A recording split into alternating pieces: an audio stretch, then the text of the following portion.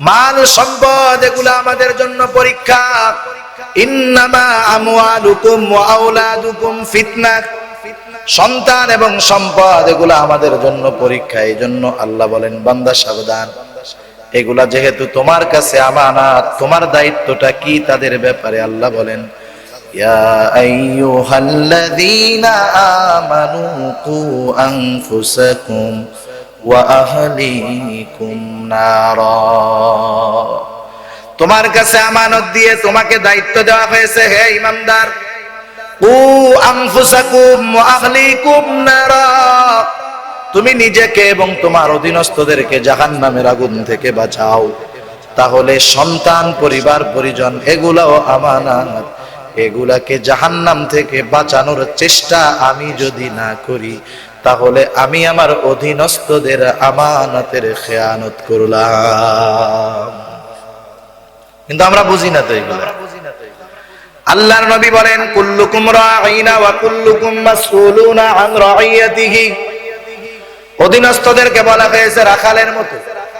যেমন কোন রাখাল যখন সারাদিন পশুগুলা চড়িয়ে বিকাল বেলায় বাড়িতে ফিরে মনিবতার কাছ থেকে খবর নেয়, ছাগলগুলার কি অবস্থা, কয়টা আছে, কি হালত জিজ্ঞাসা করা হয়।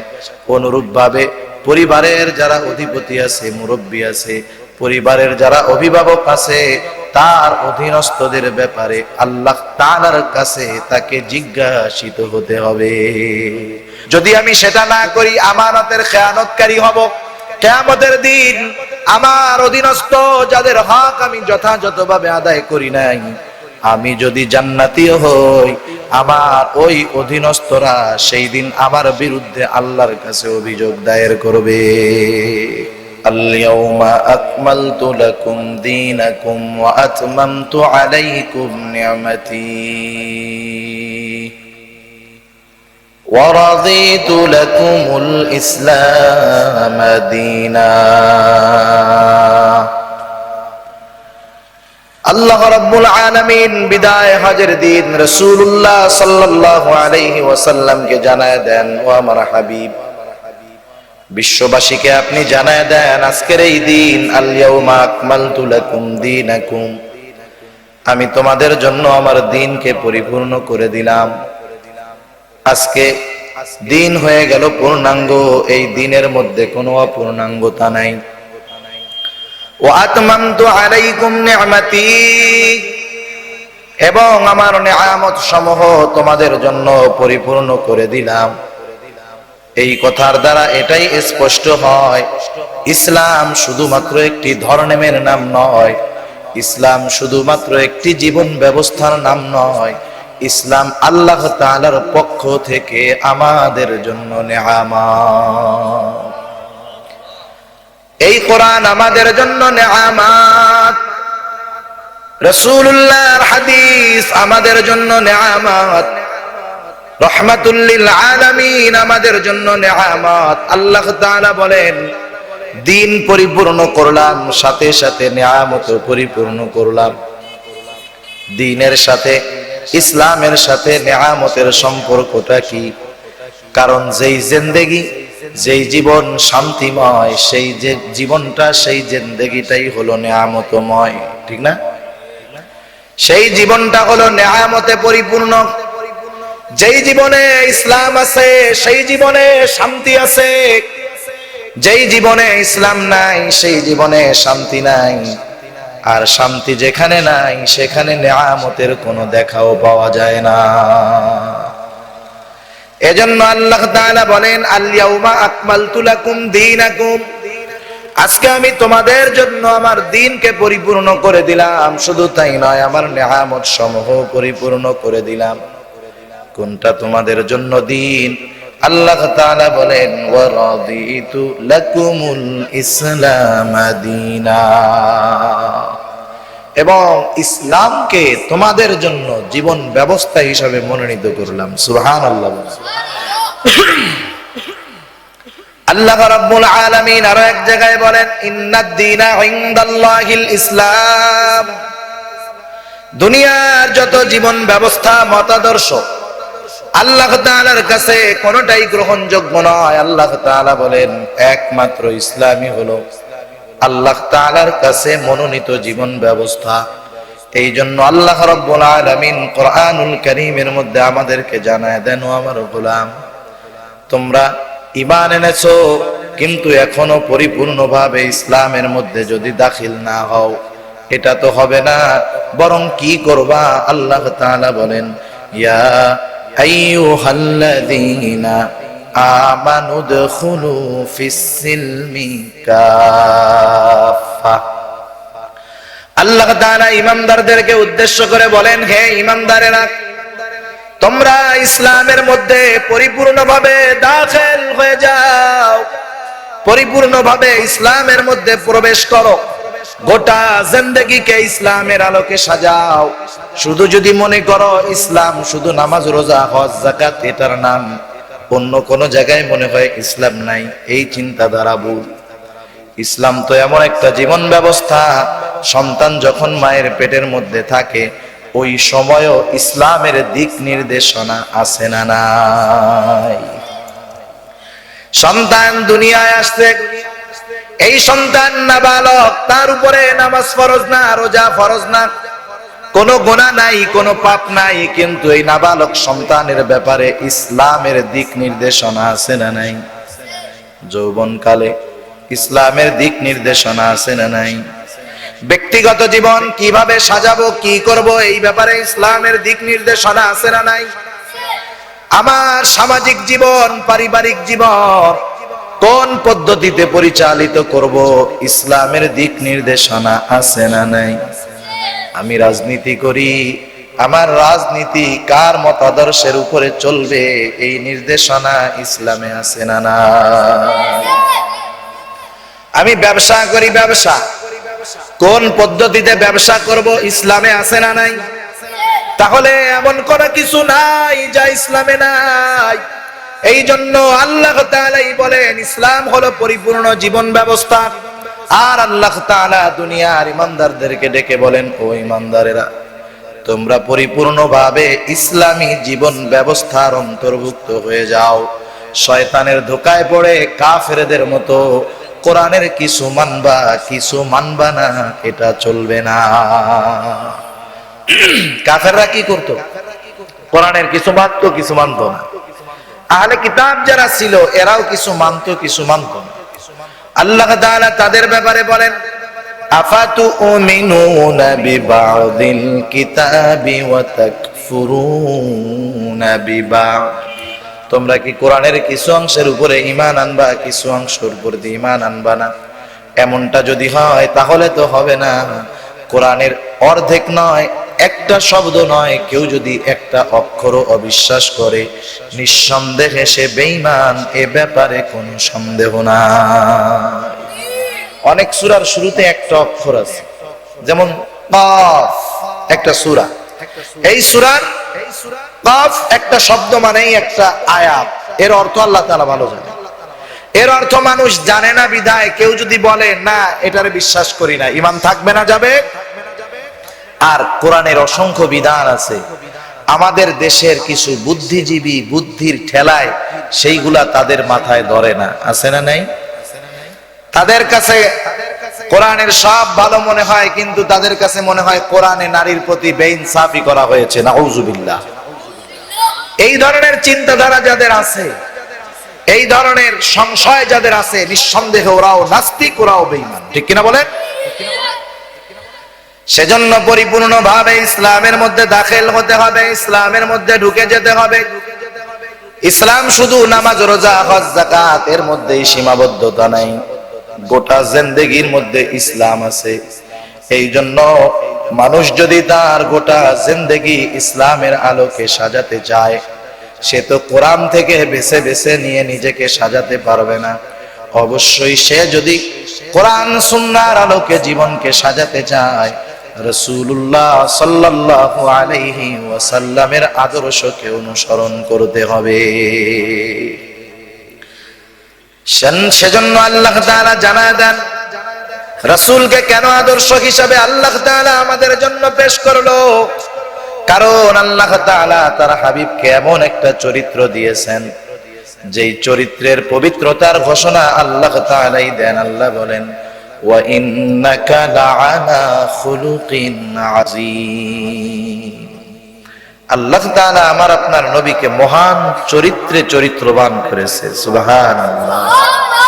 শুধু তাই নয়, আল্লাহ তাআলা বলেন, লাকাদ কানা লাকুম ফি রাসূলিল্লাহি উসওয়াতুন হাসানাহ। আল্লাহ তাআলা বলেন, তোমাদের জন্য রাসূলের জীবন আদর্শের মধ্যে উত্তম আদর্শ রয়েছে। এই জন্য একজন যদি পরিপূর্ণভাবে ইসলামের মধ্যে দাখিল হতে চায়, আল্লাহর রাসূল সাল্লাল্লাহু আলাইহি ওয়াসাল্লামের আদর্শ দিক নির্দেশনা ছাড়া সম্ভব নয়। সম্ভব? কোনদিন সম্ভব না। এজন্য রাসূলুল্লাহ সাল্লাল্লাহু আলাইহি ওয়াসাল্লাম আমাদেরকে পরিপূর্ণ আদর্শের শিক্ষা, পরিপূর্ণভাবে ইসলামে দাখিল হওয়ার শিক্ষা হাজার হাজার হাদিসের মধ্যে নবীজি আমাদেরকে জানায় দিয়েছেন। আমি আপনাদের সামনে সেই হাদিসগুলা থেকে একটা হাদিস পাঠ করেছি। আল্লাহর নবী এই হাদিসের মধ্যে 4টা গুণে গুণান্বিত হওয়ার কথা মানুষকে বলেছেন। এই 4টা গুণে কোন মুমিন যদি গুণান্বিত হতে পারে, দুনিয়ার মধ্যে তাকে পেছনে ফেলার, দুনিয়ার মধ্যে কোনো অভাব, দুনিয়ার কোনো বিপদ তার উপরে পতিত হবে না, দুনিয়ার মধ্যে সে ক্ষতিগ্রস্ত হবে না। এই গ্যারান্টি আল্লাহ রাসূল সাল্লাল্লাহু আলাইহি ওয়াসাল্লাম দিয়ে গেছে।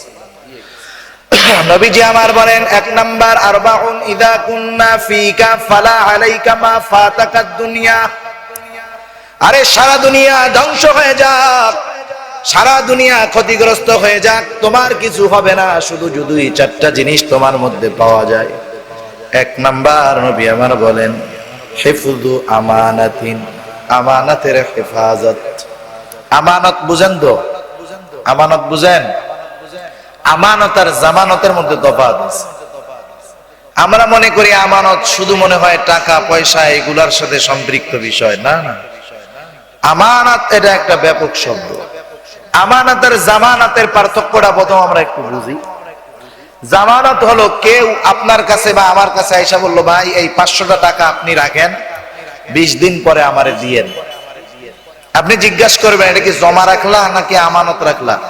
সে যদি বলে জমা রাখলাম, জামানত রাখলাম, তাহলে আপনি 15-20 দিন পর সে যখন টাকাটা নিতে আসবে, আপনি তাকে 500 টাকা ফেরত দিলেই হবে। সেইটা তার টাকা হোক, 100 টাকার 5টা নোট হোক, 50 টাকার 10টা নোট হোক, এক কথায় 500 টাকা পুরায়া দিলে তার জামানত আদায় করা হয়ে গেল। কেউ যদি বলে, ভাই এটা আমার আপনার কাছে রাখলাম আমানত, এখন যদি সে আমানত উল্লেখ করে দেয়, এই আমানতের যেই 500 টাকার নোট সেটা যদি পুরাতন হয়, হুবহু ওই পুরাতনটাই তাকে ফেরত দিতে হবে। নতুনটা যদি দেয়, নতুনটা তাকে ফেরত দিতে হবে। আমানতের ক্ষেত্রে আর জামানতের ক্ষেত্রে মাসআলারও একটু তফাৎ আছে। কেউ যদি কারো কাছে কোনো টাকা জমা রাখে, এখন ওই লোকটা যদি জমাকৃত টাকা হারায় ফেলে, তাহলে ওই টাকা ফেরত দিতে সে বাধ্য। কেউ যদি আমানত রাখে আর আমানতের টাকাটা যদি হারায় ফেলে, তাহলে যার কাছে আমানত রাখা হলো সে ওই হারানো টাকা ফিরায়া দিতে বাধ্য নয়। এখনকার জামানায় যদি কেউ আমানত রাখে, তাহলে মানুষের টাকা খালি হারায় যাবে। কেউ যদি বলে আপনার কাছে 10,000 টাকা আমানত, ওই রাত্রেই টাকা চুরি হয়ে যাবে। বুঝেন নাই? এটা আমাদের কলব নষ্ট হয়ে গেছে এই জন্য।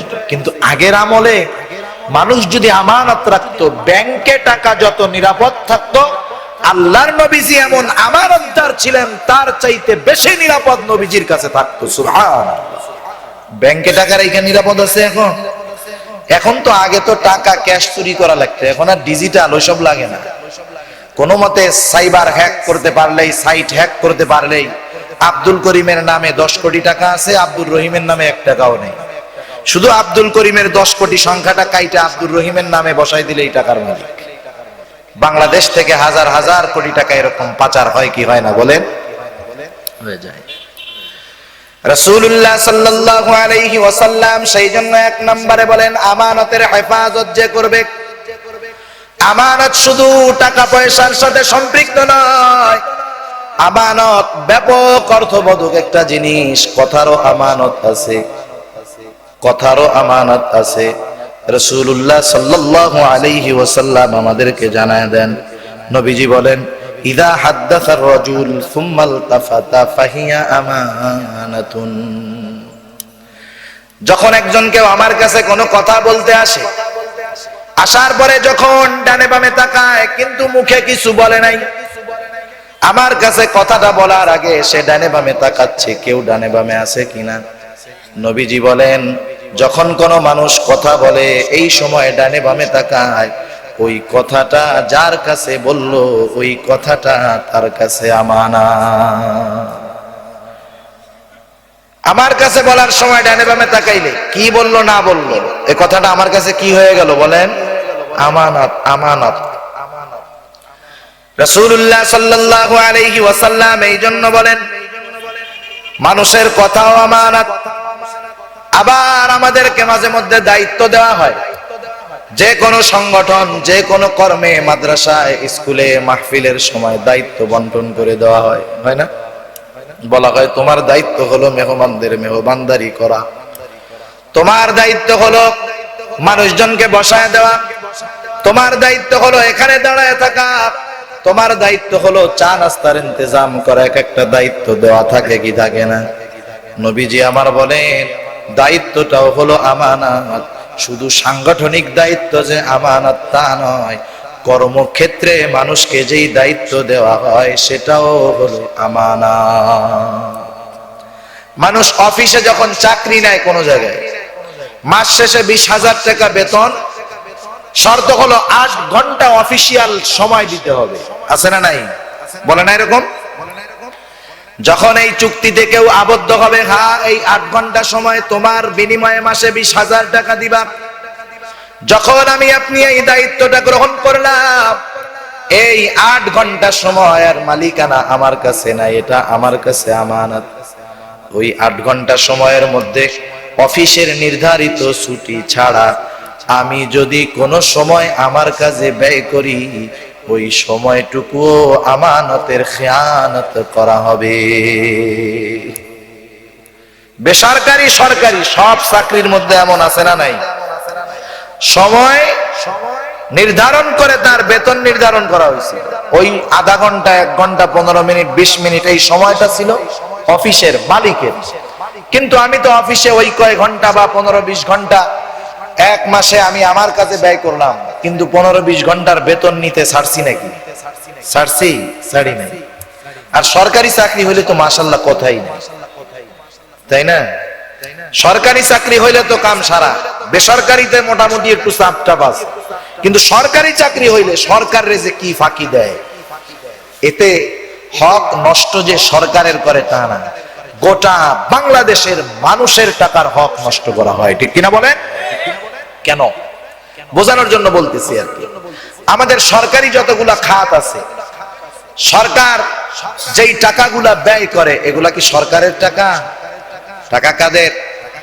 আপনার টাকা আছে, রিকশাওয়ালার টাকা, মুচির টাকা, সবার টাকা। সুতরাং সরকারি যত পরিষেবা, সেবা সবগুলা আমাদের প্রাপ্য হক। ঠিক কিনা বলেন? আপনি ভূমি অফিসে যাবেন, আপনার জমির কাগজপত্রের দরকার, যেটা আপনি পান, আপনি যখন যান এমনি আপনারা দিয়ে দেয় নাকি? চা খাওয়ানো লাগে না? অথচ ওই কাগজগুলো আপনাকে খুঁজে দেওয়া ওর উপরে দায়িত্ব ছিল, ওটা তার উপরে আমানত ছিল। কিন্তু কি করে দেখেন, আপনাকে সময় দিবে না, বরং যে টাকা বেশি দিবে তাকে সময় দিবে। ঠিক কিনা বলেন? এই যে দায়িত্বের ক্ষেত্রে যেই আমানত, এই আমানতের খেয়ানত করতেছে, হাজার হাজার লক্ষ লক্ষ মানুষের হককে নষ্ট করতেছে। কিন্তু উচিত তো ছিল এমন যে কোনো মানুষ যদি তার কর্মক্ষেত্রের নির্ধারিত সময় এর মধ্য থেকে কিছু সময় যদি নিজের কাজে ব্যয় করে, তাহলে ওই সময়টুকুর পারিশ্রমিক সে গ্রহণ করতে পারবে না। যদি নিতে হয় মালিককে জানাতে হবে। এই রকম মানুষ দুনিয়ায় গেছে, এখনো আছে। আমাদের আকাবির, আমাদের বড়রা, মাহমুদুল হাসান দেওবন্দি রহমাতুল্লাহি আলাইহি শাইখুল হিন্দ, উনি যখন বার্ধক্যে উপনীত হয়ে গেলেন, দারুল উলুম দেওবন্দে উনি পড়ান, কিন্তু আগের মতো শক্তি নাই।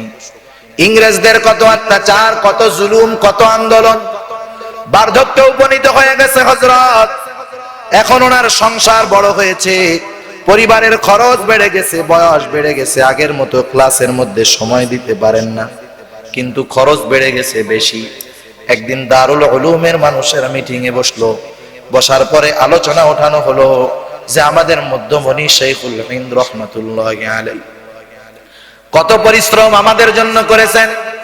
হুজুর তো এখন বয়স হয়ে গেছে, আবার হুজুরের পরিবারের মধ্যে লোকের সংখ্যা বেশি, কিন্তু বেতন 10 টাকা থেকে বাড়ে নাই। সবাই মিলে প্রস্তাব দিল হুজুরের বেতনটা বাড়ায় দেওয়া হোক, কমপক্ষে 5 টাকা। সবার পরামর্শক্রমে শাইখুল হিন্দ রহমাতুল্লাহি আলাইহির বেতন হয়ে গেল 15 টাকা। হুজুর জানেন না। মাস শেষে হুজুরকে হাদিয়া দেওয়ার সময় যখন 15 টাকা দেওয়া হলো, হুজুর এবার বলতেছে, কি ব্যাপার, এই মাসে বেতন কেন বেশি, টাকা কেন বেশি? এবার বলা হলো অফিস থেকে যে হযরত, আপনার পরিবারে লোকের সংখ্যা বেড়ে গেছে, তাই মজলিসে শুরা সিদ্ধান্ত নিয়েছে আপনার বেতন বাড়ায় দেওয়া। শাইখুল হিন্দ রহমাতুল্লাহি আলাইহি বললেন, শোনো, আমি যখন পরিশ্রম করতে পারতাম, বেশি সময় দিতে পারতাম, তখন বেতন ছিল 10 টাকা। এখন তো আমি বার্ধক্যে পৌঁছায় গেছি, শরীরে বল নাই, আগের মতো পরিশ্রম করতে পারি না, দায়িত্ব পালন করতে পারি না, বেতন বাড়ানো তো বহুত দূর, বরং 5 টাকা বেতন কমানো দরকার ছিল। চিন্তা করেন তাদের চিন্তাধারা ছিল কেমন, আমাদের অবস্থা কেমন। আমরা চিন্তা করি দায়িত্বে যত ফাঁকি দিতে পারি আমি তত চালাক, ঠিক না? আমি আমার সরকারে বাইরে যত রুগী দেখতে পারি তত মজা, ডাক্তার খুঁজে পাওয়া যায় না, ঠিক কিনা বলেন?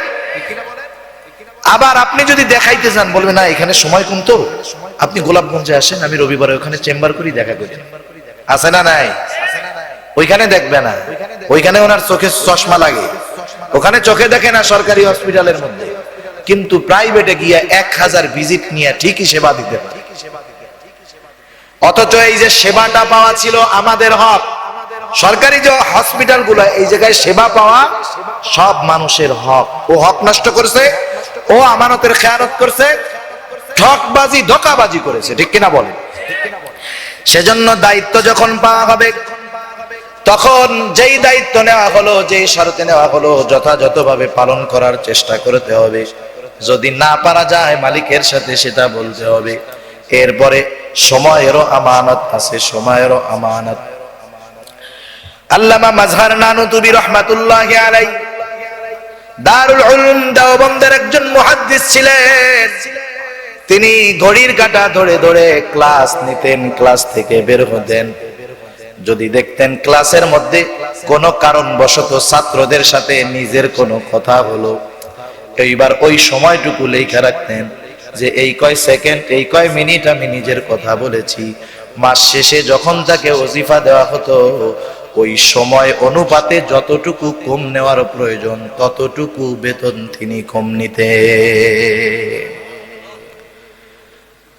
জাহাঙ্গীরনগর বিশ্ববিদ্যালয়ের একজন টিচার ছিলেন, তো ভার্সিটির একজন টিচার। জাহাঙ্গীরনগরের নাম শুনেন না আপনারা? সেঞ্চুরির ধর্ষণ পূরণ হয়েছে যে বিশ্ববিদ্যালয়, ওইখানে এমন মানুষও ছিল, রিটায়ার্ড করেছেন উনি বেতন যতটুকু পড়াইতেন ওই হিসাব করে সরকারি কোষাগার বা ভার্সিটির ফান্ড থেকে বেতন নিতেন। ক্লাস ফাঁকি দিয়ে উনি বেতন দেন নাই। ভার্সিটিতে আন্দোলন, ক্লাস ঘরে তালা মারা, উনি ছাত্রদেরকে খবর দেওয়া, গাছের নিচে ক্লাস করাইয়া ওনার হক আদায় করছে। এরকম মানুষ দুনিয়ার লাইনেও ছিল, অতীতেও ছিল, এখনো আছে, ঠিক কিনা বলেন? সেজন্য আমার সময়গুলা আমার আমানত। এরপরে এই সময়গুলা যথাযথ কাজে ব্যবহার করার দরকার। কথায় কথায় আসলো তাই বলি, যেমন আমরা আপনাদের কাছে ওয়াজ মাহফিলের জন্য আসি, আপনারা আসেন দ্বীনি কথা শুনতে, আমরা আসি দ্বীনি কথা বলতে। কতটুকু সময় কথা বলবো? 1 ঘন্টা, 1 ঘন্টা 10 মিনিট। এই 1 ঘন্টা 1 ঘন্টা 10 মিনিট মূলত আমাদের কাছে আপনাদের আমানত। এই 1 ঘন্টা বা 1 ঘন্টা 10 মিনিট এমন কিছু কথা বলার দরকার যে কথাগুলোর মধ্যে আখিরাতের কল্যাণ আছে, যে কথাগুলোর মধ্যে আমার জীবন পরিবর্তনের কিছু বার্তা আছে, ঠিক কিনা বলেন? কিন্তু এখন আমাদের দেশে কিছু কিছু জায়গায় কি হয়, আমরাও বলতে খানিক বাধ্য হই অনেক সময়, কিন্তু কিছু কিছু বিষয় আছে আমরা পরিস্থিতির কারণে বাধ্য হই, বলা লাগে কিছু অপ্রয়োজনীয় কথা। যেমন আমি আসতে দেরি হয়েছে এক জায়গায়, কেন দেরি হইলো এটা শ্রোতাদের বলার দরকার, নাহলে তাদের মনের মধ্যে সংশয় থাকে, এখন একটু বলা লাগতেছে। কিন্তু কিছু আলোচকদের অভ্যাস তো এমন হয়েছে 1 ঘন্টা ওয়াজ করলে আধা ঘন্টা গান গায়, আছে না নাই? আছে না নাই বলেন? ওয়াজের মাহফিলে আসছি, নসিহতের মজলিস, যেখান থেকে দিলটা নরম হয়ে যাওয়ার কথা, অথচ এমনও কিছু আলোচক যখন বয়ানের ময়দানে স্টেজে আসে, বন্ধু বান্ধব বলে চল একটু কৌতুক, একটু মজা, একটু বিড়ি খাওয়া শিখে আসি। আছে না এরকম মানুষ? এই যে সময়টা ওনাকে দিনই কথা বলার জন্য দেওয়া হলো, উনি যে বিড়ি খাওয়ানো দেখা, গান শোনাইয়া, অভিনয় কইরা, কৌতুক বলে সময়টা নষ্ট করলেন, উনি মূলত আমানতের খেয়ানত করছেন। আল্লাহ আমাদের হেফাজত করুন। এখন একজন অফিসে চাকরি করে, এই অফিসের আসবাবগুলা তার জন্য আমানত।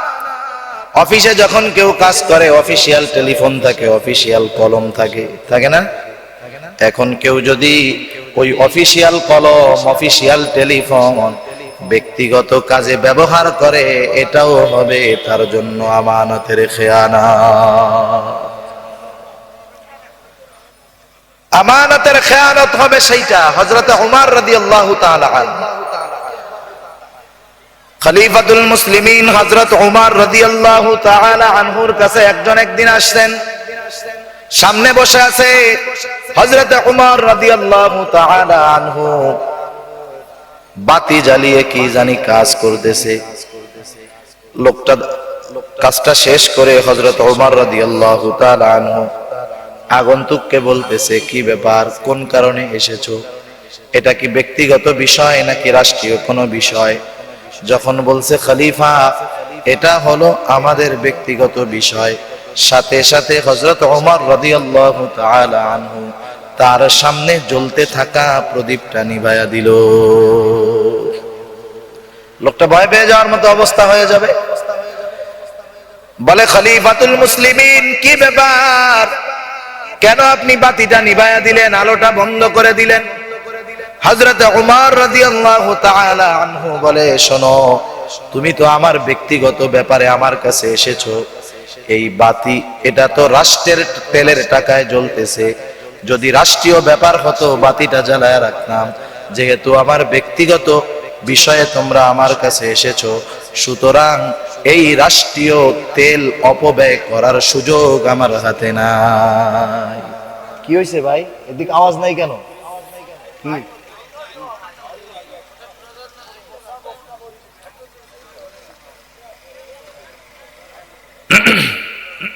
হযরত ওমর রাদিয়াল্লাহু তাআলা আনহু বলতেছে যে এটা হলো, সাউন্ড কমান, এই মাইকের সাউন্ড একটু কমান, আপনার অ্যাডজাস্টিং এ ঠিক নাই, কমান একটু, আর একটু কমান আওয়াজ।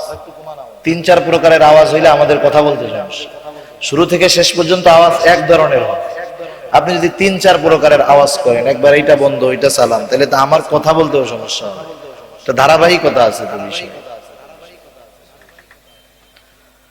হযরত ওমর রাদিয়াল্লাহু তাআলা আনহু বলেন, এটা হলো রাষ্ট্রীয় সম্পদ, রাষ্ট্রীয় সম্পদ, অফিসিয়াল আসবাব, এটা আমার কাছে আমানত, সেই জন্য আমি বাতিটা নিভায়া দিলাম, এখন তুমি তোমার কথা বলো।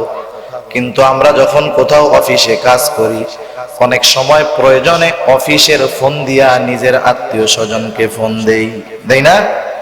অনেক সময় অফিসের কলম ব্যবহার করি, অফিসের প্যাড ব্যবহার করি, অফিসের কাগজ নিজের কাজে ব্যবহার করি, যেটা ব্যবহার করার অনুমতি আমার কাছে নাই, অথচ ওই কলম, ওই টেলিফোন, ওই প্যাড, এগুলাও ছিল আমার কাছে আমানত। সেজন্য আমানত প্রতিটা পদে পদে আছে। বাবার কাছে তার সন্তান আমানত, সন্তান আমানত, যদিও সন্তানগুলা সম্পদ, কিন্তু আল্লাহ রাব্বুল আলামিন বলেন এগুলাও কিন্তু আমানত। আল্লাহ তাআলা বলেন আল মালু ওয়াল বানুনা জিনাতুল হায়াতিদ দুনিয়া। মাল, সন্তান এগুলা হলো দুনিয়ার অলংকার। মাল দেয় কে? সন্তান দেয় কে? এগুলো আমাদের কাছে আমানত। আবার আল্লাহ তাআলা বলেন এই মাল সম্পদ এগুলা মানুষের জন্য পরীক্ষা। মাল সম্পদ এগুলা আমাদের জন্য পরীক্ষা। ইন্নামা আমওয়ালুকুম ওয়া আওলাদুকুম ফিতনা। সন্তান এবং সম্পদ এগুলা আমাদের জন্য পরীক্ষা। এই জন্য আল্লাহ বলেন বান্দা সাবধান, এগুলা যেহেতু তোমার কাছে আমানত, তোমার দায়িত্বটা কি তাদের ব্যাপারে আল্লাহ বলেন ইয়া আইয়ুহাল্লাযীনা আমানু কু আনফুসাকুম ওয়া আহলিকুম নারা। তোমার কাছে আমানত দিয়ে তোমাকে দায়িত্ব দেওয়া হয়েছে, হে ঈমানদার, কু আনফুসাকুম ওয়া আহলিকুম নারা, তুমি নিজেকে এবং তোমার অধীনস্থদেরকে জাহান্নামের আগুন থেকে বাঁচাও। তাহলে সন্তান, পরিবার, পরিজন এগুলাও আমানত। এগুলাকে জাহান্নাম থেকে বাঁচানোর চেষ্টা আমি যদি না করি তাহলে আমি আমার অধীনস্থদের আমানতের খেয়ানত করলাম। কিন্তু আমরা বুঝি না তো এগুলো। আল্লাহর নবী বলেন কুল্লুকুম রাঈনা ওয়া কুল্লুকুম মাসউলুনা আন রাঈয়াতিহি। অধীনস্থদেরকে বলা হয়েছে রাখালের মতো। যেমন কোন রাখাল যখন সারাদিন পশুগুলা চড়িয়ে বিকাল বেলায় বাড়িতে ফিরে মনিবতার কাছ থেকে খবর নেয় ছাগলগুলার কি অবস্থা, কয়টা আছে, কি হালত জিজ্ঞাসা করা হয়। অনুরূপ ভাবে পরিবারের যারা অধিপতি আছে, মুরব্বী আছে, পরিবারের যারা অভিভাবক আছে, তার অধীনস্থদের ব্যাপারে আল্লাহ তাআলার কাছে তাকে জিজ্ঞাসিত হতে হবে। আল্লাহ জিজ্ঞাসা করবে সন্তানের আমানত, পরিবারের আমানত, অধীনস্থদেরকে তোমার কাছে যে আমানত দেওয়া হয়েছিল এগুলার যথাযথ রক্ষণাবেক্ষণ করছো কিনা। সেজন্য রাসূলুল্লাহ সাল্লাল্লাহু আলাইহি ওয়াসাল্লাম অধীনস্থদের ব্যাপারে বলে গেছে যারা আমাদের অধীনস্থ আছে এদেরকে আমাদের খোঁজ খবর রাখতে হবে। আসসালাত আসসালাত ওয়া মা মালাকাত আইমানুকুম। আমার অধীনস্থ যারা আছে তাদের ব্যাপারে আল্লাহ রাসূল সাল্লাল্লাহু আলাইহি ওয়াসাল্লাম আমাদেরকে সতর্ক করে দিয়ে গেছেন। আমরা একটু জিকির করি লা ইলাহা। এত সাউন্ডের এই অবস্থা কেন? আপনি তো শেষ করে দিলেন, শেষ গলা। কারেন্ট নাই, বক্স কেটে গেছে।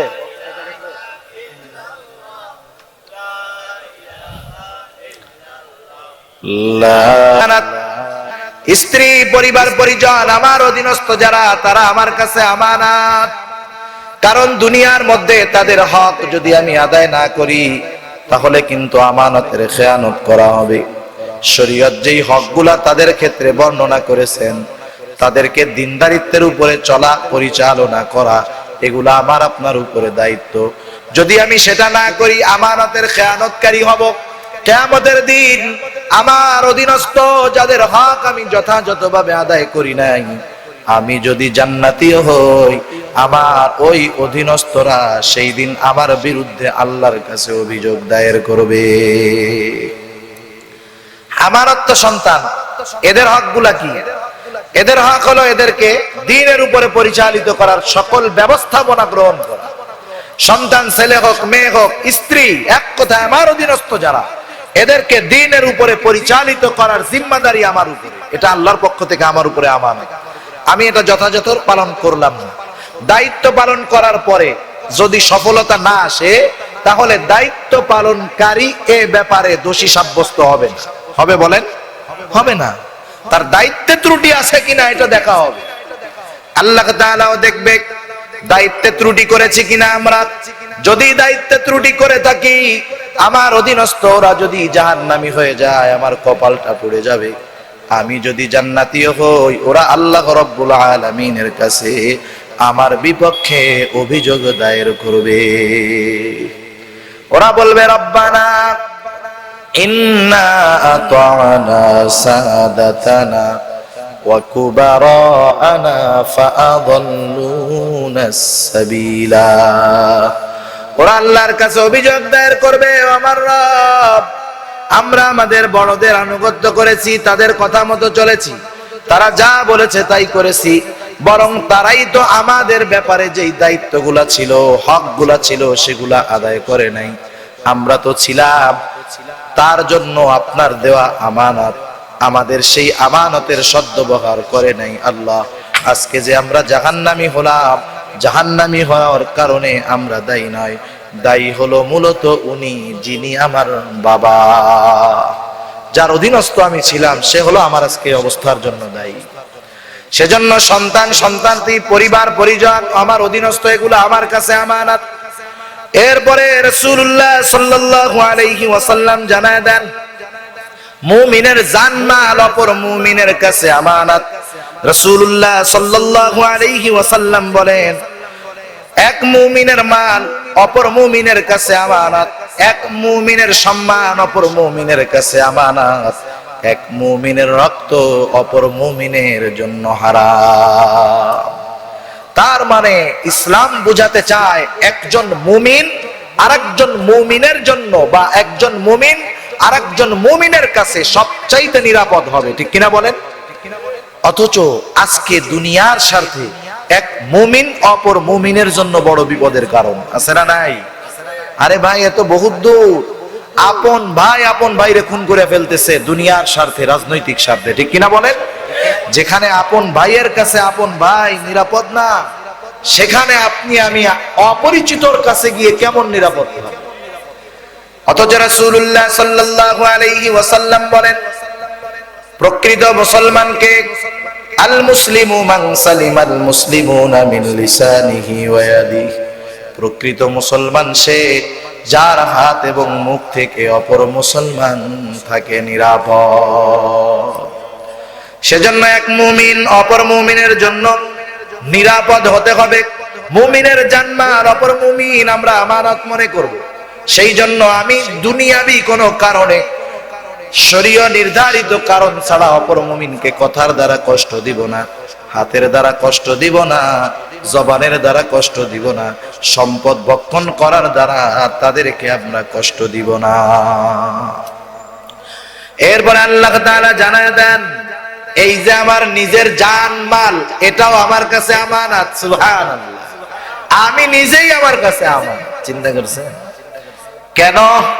আল্লাহ রাব্বুল আলামিন বলেন, ইন্নাল্লাহা আশতারা মিনাল মুমিনিনা আনফুসাহুম ওয়া আমওয়ালাহুম বিআন্না লাহুমুল জান্নাহ। আল্লাহ রাব্বুল আলামিন বলেন, নিশ্চয় আল্লাহ তাআলা মুমিনের জান এবং মালকে জান্নাতের বিনিময়ে কিনে নিয়েছেন। সুবহানাল্লাহ। তাহলে বলেন তো, আমার জান আমার মাল এর মূল মালিক কে? আরো জোরে বলেন, কে? আল্লাহ তাআলা হলেন মূল মালিক। এটা আমার কাছে আছে আমানত। আমি যদি জান্নাতের মালিকানা দাবি করি, জান মালের মালিক হলেন আল্লাহ। এখন বলেন, এই জান এই মাল এমন কাজে তো ব্যয় করার সুযোগ নাই যেই কাজে ব্যয় করলে আল্লাহ বেজার হয়, করা যাবে? তাহলে এই জানের ক্ষতি বিড়ি খাওয়ার মাধ্যমে করা যাবে, সিগারেট খাওয়ার মাধ্যমে করা যাবে, মদ নেশার মাধ্যমে করা যাবে, জানের ক্ষতি করা যাবে না। জানের ক্ষতি করতে হবে একমাত্র দ্বীনের স্বার্থে। এমন কোন কারণে জানকে অপব্যবহার করা যাবে না যাতে করে আল্লাহ বেজার হয়ে যায়। কারণ এই জান, এই সুস্থতা আল্লাহর পক্ষ থেকে আমাদের জন্য নেয়ামত, মালগুলাও আল্লাহর পক্ষ থেকে আমাদের জন্য আমানত। সেই জন্য মাল যেখানে খুশি, যেই জায়গায় খুশি, যেন তেন জায়গায় ওই সম্পদ ব্যবহার করা যাবে না। কারণ মুমিন যদি জান্নাতের দাবিদার হয়, তাহলে এই জানমাল যে কোনো জায়গায় ব্যয় করতে পারবে। দেখেন, এই দেহের প্রতিটা অঙ্গ প্রত্যঙ্গ আল্লাহর কাছে আমার কাছে আমানত। আর এই আমানতের খেয়ানত যদি আমরা করি, এর বিচার আল্লাহ তাআলা করবেন। কারণ আল্লাহ তাআলা যেই অঙ্গ যেই কাজের জন্য দান করেছে, সেই অঙ্গ সেই কাজে ব্যবহার করা, এটাই আমানত। আমাকে চোখ দিছে কি টেলিভিশনে গোনা দেখার জন্য নাকি? চোখ তো গোনা করার জন্য দেয় নাই। কান তো গান শোনার জন্য দেয় নাই। এই জন্য আল্লাহ তাআলা বলেন ইয়ালামু খাইনাতাল আয়ুন ওয়া মা তুখফিস সুদূর। এই কলবের অবস্থাটা আমার কাছে আমানত। আল্লাহ তাআলা বলেন চোখের কি খেয়ানত করো আল্লাহ তাআলা জানে, অন্তরের মধ্যে কি লুকায় রাখো কে জানে, জোরে বলেন। সেজন্য চোখ দিয়ে যদি গুনাহ করি এই চোখের খেয়ানত করি, হাত দিয়ে গুনাহ করলে হাতের খেয়ানত করি, কান দিয়ে যদি পাপ করি কানের খেয়ানত করি, অঙ্গ প্রত্যঙ্গ যা দিয়েই গুনাহ করি প্রতিটা অঙ্গ প্রত্যঙ্গের খেয়ানত আমরা করি। এরপরে আল্লাহ তাআলা জানায় দেন এই যে দ্বীন কোরআন সুন্নাহ শরীয়ত এটাও আমাদের কাছে আমানত। সুবহানাল্লাহ বলেন। আল্লাহ রাব্বুল আলামিন বলেন ইন্না আরাদনাল আমানাতা আলাস সামাওয়াতি ওয়াল আরদি ওয়াল জিবাল ফাআবাইনা আন ইয়াহমিলনাহা ওয়া আশফাকনা মিনহা ওয়া হামালাহাল ইনসান। আল্লাহ তাআলা বলেন ইন্না আরাদনাল আমানাতা আলাস সামাওয়াতি ওয়াল আরদি ওয়াল জিবাল, আমি এই আমানতকে পেশ করলাম আকাশের কাছে, জমিনের কাছে, পাহাড়ের কাছে। ফাআবাইনা আন ইয়াহমিলনাহা ওয়া আশফাকনা মিনহা, তারা ভীত সন্ত্রস্ত হয়ে গেল, এই আমানত তারা গ্রহণ করলো না, বহন করলো না। আল্লাহ বলেন ওয়া হামালাহাল ইনসান, এই আমানত বহন করলো মানুষ। সুবহানাল্লাহ। তাহলে আল্লাহ প্রদত্ত যেই শরীয়ী জীবন ব্যবস্থা ইসলাম, এটা আমাদের কাছে আমানত। কি জোরে বলেন? আমানত, আমানত।